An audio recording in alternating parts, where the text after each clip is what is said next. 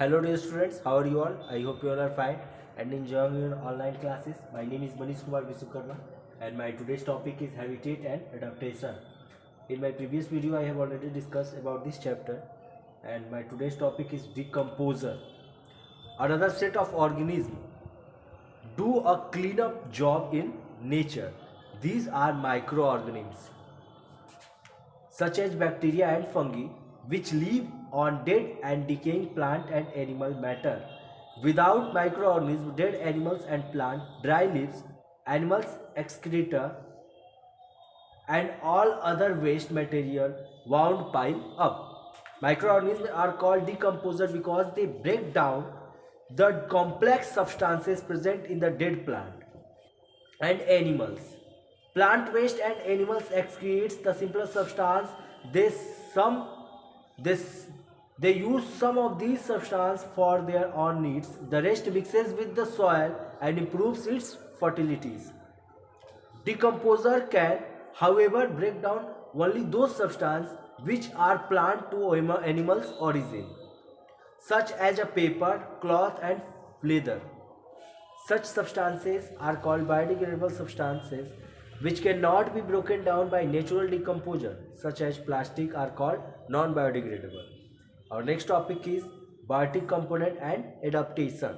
The condition related to light, air, water, temperature and soil vary from one habitat to another. They may be different in different parts of same habitat. Let us discuss some adaptation that helps organisms cope with this condition. Air is essential for survival of biotic community. Plant use carbon dioxide in the air to manufacture food, and all organisms need oxygen to release energy from food. Air is freely available in terrestrial habitats, in aquatic plants. In aquatic habitat, however, organisms have to make use of air dissolved in water, so organisms living off water have special adaptation. We will discuss some of these underwater. Let us see how plants living the hills and coasts cope with a strong winds. Coping with winds.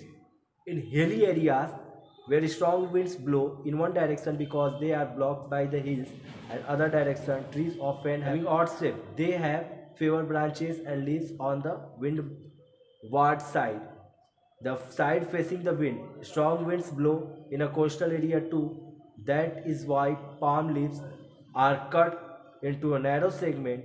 Such leaves allow the wind to pass through, which help to reduce the force of the wind. Light. Plant needs sunlight to manufacture food, and all organisms depend on plant for food. Thus, without light, there would be no life. But that is not all. Changes in light affect all organisms. The day and night, or light and dark, cycle determines many activities of living organisms.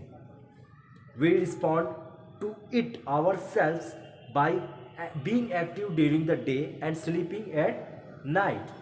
So do many other animals. For example, most birds, the flowers, the leaves of the camel's food trees and the gulmohar drop at night and open in the morning and so on because they respond the lights. The amount of light is a major abiotic factor that determines the kinds of organisms found in a particular area.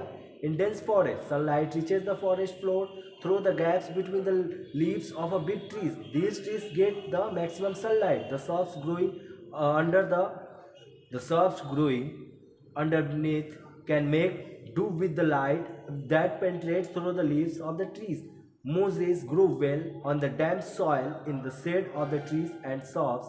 That is because the leaves of mosses fawn and other shading and they adapted to cope with a less light. They have the thin covering cuticle. On other hand, the leaves of a plant growing in desert where the light is intense have a thick cuticle to protect themselves. The creatures found in the ocean also vary according to the amount of light available.